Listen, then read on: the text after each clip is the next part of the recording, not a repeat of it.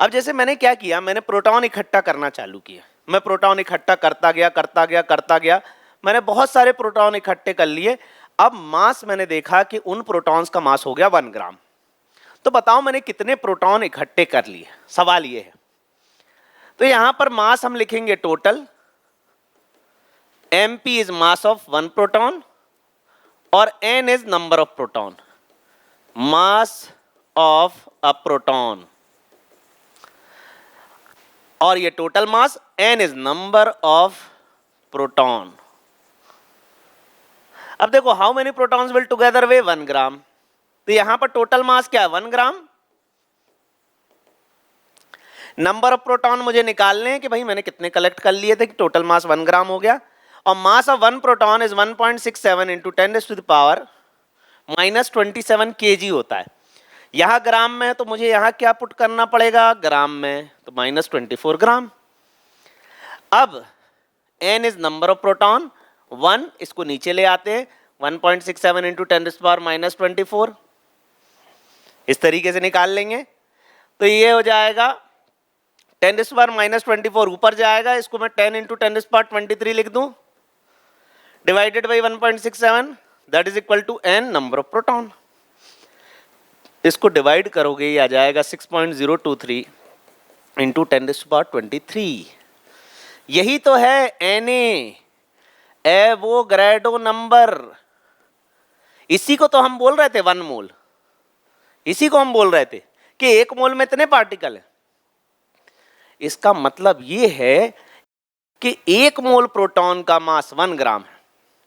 अगर आप 1 ग्राम प्रोटॉन आपने कलेक्ट कर लिया, मतलब इतने प्रोटॉन कलेक्ट कर लिए, तो 1 प्रोटॉन का मास जो है वो ये है ग्राम में, और 1 ग्राम में इतने प्रोटॉन होंगे, तो यहां से ये संख्या आई है। अब देखो आप एक चीज याद रखो, 1 AMU इज इक्वल टू 1 ग्राम पर मोल। अब सबसे इंपॉर्टेंट बात बता रहा हूं, आज से AMU उपयोग करना बंद करो अगर मोल को समझना है, और ग्राम पर मोल चालू करो। क्यों? क्योंकि भाई एटम मॉलिक्यूल बहुत छोटे हैं, हमारी डे टू डे लैंग्वेज में जो मास की भाषा है वो ग्राम है।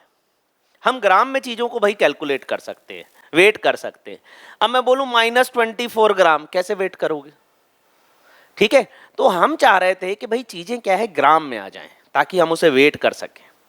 लैब में भी आप एक्सपेरिमेंट करोगे तो ग्राम की फॉर्म में ही करोगे, इतना ग्राम इतने ग्राम से रिएक्ट करेगा।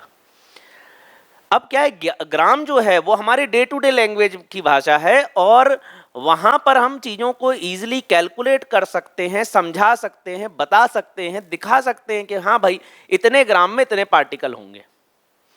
तो यहां पर अब AMU एटॉमिक मास यूनिट को हम क्या बोलेंगे, 1 ग्राम पर मोल। अब इस 1 ग्राम पर मोल का मतलब क्या है, 1 मोल प्रोटॉन का मास 1 ग्राम है। 6 इंटू 10⁻23 प्रोटॉन का मास 1 ग्राम है।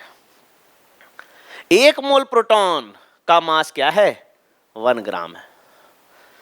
तो अब से क्या है, जो AMU है उसकी जगह हम ग्राम पर मोल यूज कर लेंगे। जैसे कार्बन का मास उन्होंने बोला 12 ग्राम पर मोल।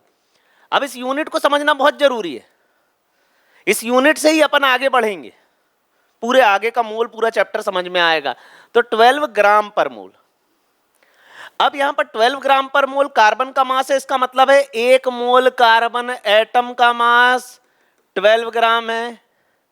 6 इंटू 10⁻23 कार्बन एटम का मास 12 ग्राम है।